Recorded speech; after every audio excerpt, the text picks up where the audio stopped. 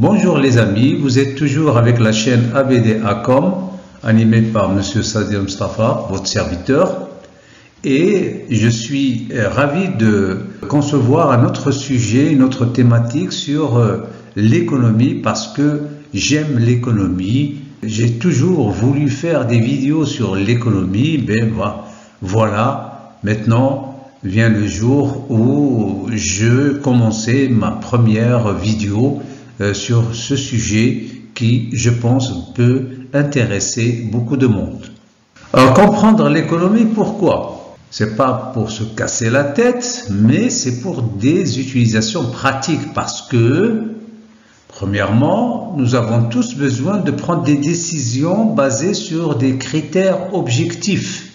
Nous devons gérer notre budget pour joindre les deux bouts du mois. Là, maintenant, il s'agit d'une application vraiment pratique, c'est-à-dire le salaire, comment on peut le gérer en usant de quelques leçons économiques que vous savez déjà, mais qu'il faut toujours rappeler parce que la plupart n'arrivent pas à joindre les deux bouts du mois. Troisièmement, nous souhaitons comprendre les nouvelles sur les médias et développer notre réseau. Vous savez que maintenant les médias commencent de plus en plus à être intéressantes.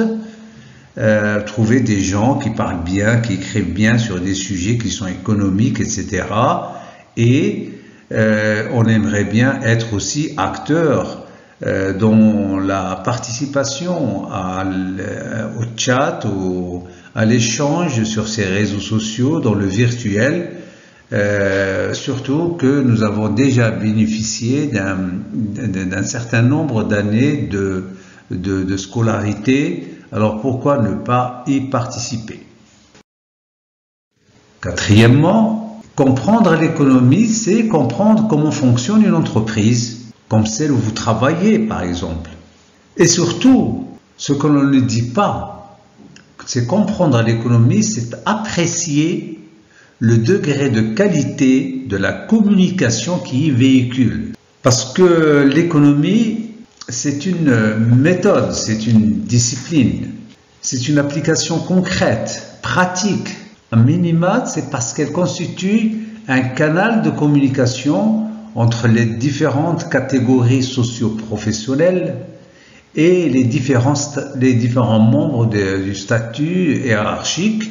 Pour dire aussi que le jargon économique, c'est-à-dire ces mots qu'on utilise dans l'économie générale, elle rend la communication plus fluide entre le top management, les managers, les agents de maîtrise, les opérateurs et les différents membres des services administratifs. Déjà, il faut chercher à parler le même langage, les mêmes outils, si vous voulez, pour travailler ensemble.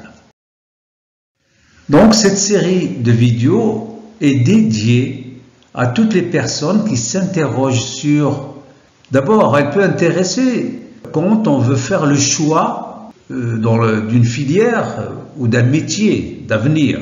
Là, il s'agit de connaître un peu les métiers qui vont apparaître, les métiers qui vont revenir, les métiers qui vont disparaître. C'est déjà faire un choix. L'économie, c'est faire un choix.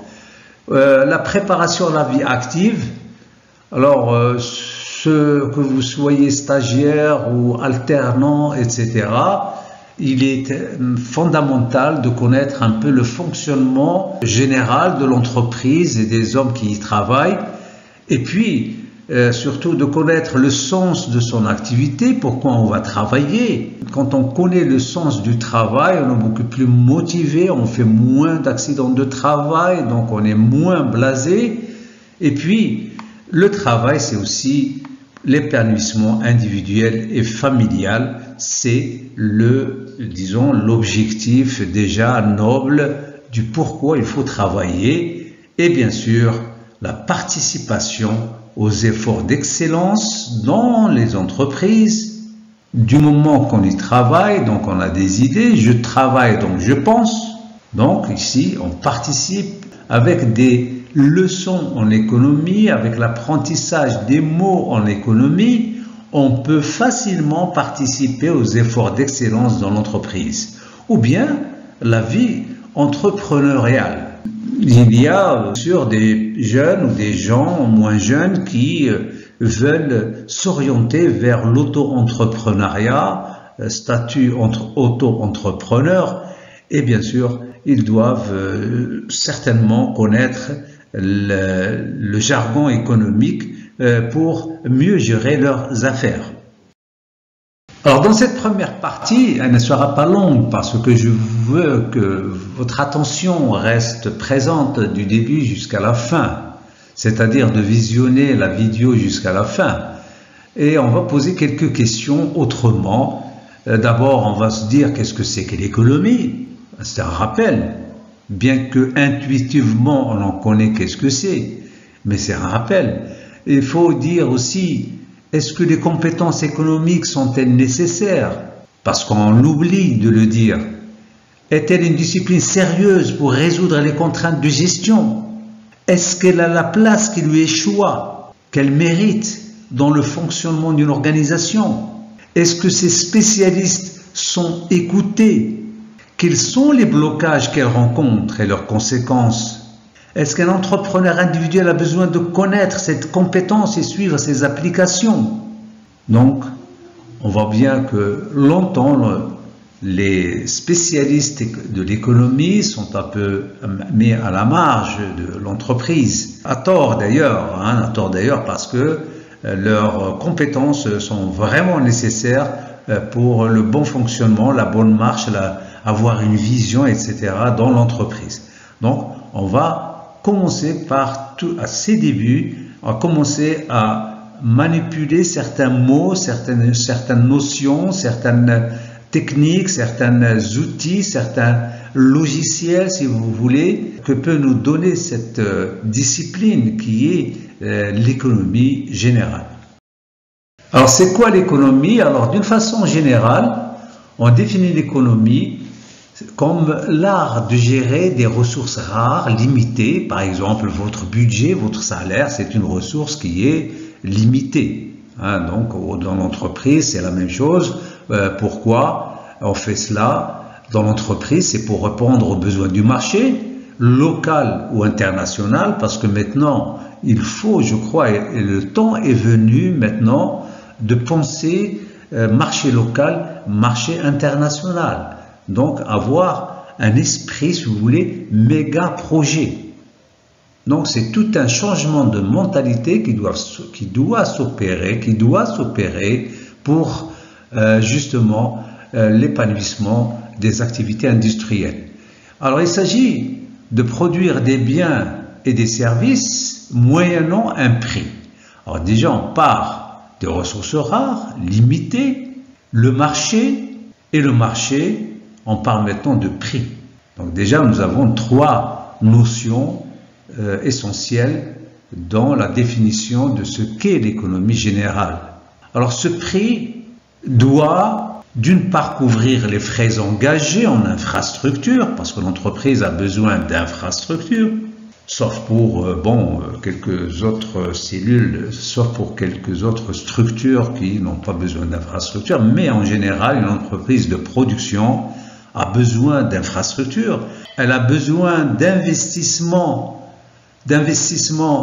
dans les outils de production, par exemple le parc de machines, le matériel roulant, etc. Elle a besoin de distribuer des salaires, c'est une charge.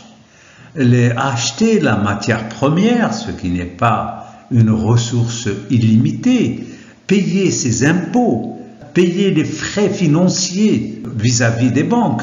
Elle doit aussi générer un profit pour assurer la continuité et l'extension des activités. Sans le profit, l'entreprise n'a pas besoin d'exister. Donc le profit est, si vous voulez, la dynamo des activités de l'entreprise. Alors l'économie, elle permet de décider. Alors là, vous avez la prise de décision. C'est une vidéo que je vais mettre dans la chaîne sur la prise de décision, qui est aussi tout un ensemble de techniques qu'il faut savoir.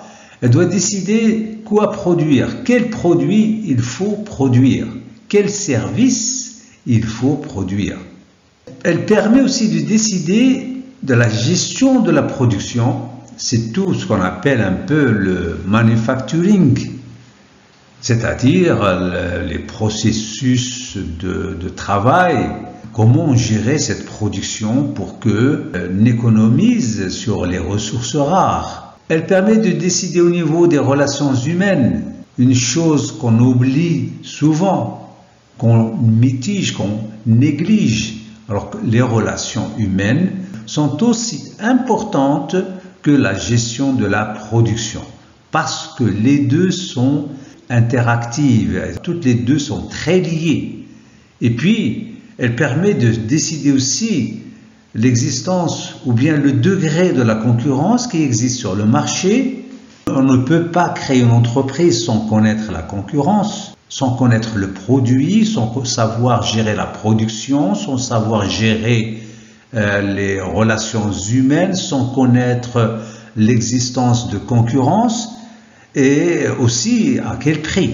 Donc le prix va déterminer un peu la continuité de la production, à faire face à la concurrence et à dégager un profit, améliorer les relations humaines et augmenter la production.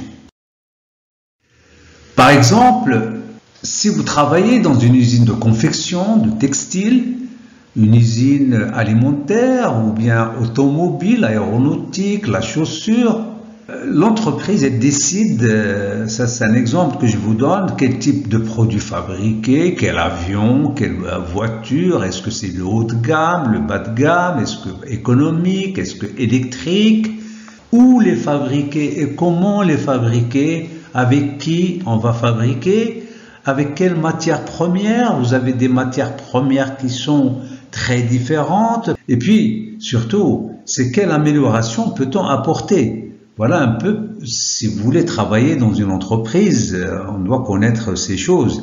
Mais surtout, il faut se dire que vous êtes vraiment un acteur pour l'amélioration continue. C'est-à-dire, comment peut-on améliorer les choses qui existent déjà, les choses qu'il faut améliorer. Alors, vous avez maintenant une première idée de l'économie et de son importance dans votre entreprise.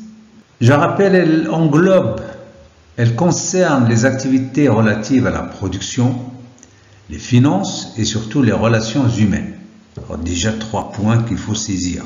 Produire, attention au prix, la concurrence, la fiscalité et les relations humaines. Alors comprendre ces mécanismes, c'est comme avoir une boussole. Alors vous savez où vous allez, un stagiaire il va savoir où il va, un apprenant, un opérateur, un agent de maîtrise, un cadre. Et pourquoi votre travail est essentiel pour vous, votre famille et la société en général. Alors on va continuer à apprendre, à poser des questions, surtout dans l'entreprise, pour justement améliorer les processus, corriger les erreurs, augmenter en compétences le personnel des ateliers, les cadres et le milieu de la hiérarchie et les agents de maîtrise, et surtout à travailler avec intelligence. Parce que fini le temps où tant al-hufara, c'est-à-dire ceux qui travaillent avec les muscles. Maintenant, on travaille beaucoup plus avec l'intelligence, avec intelligence.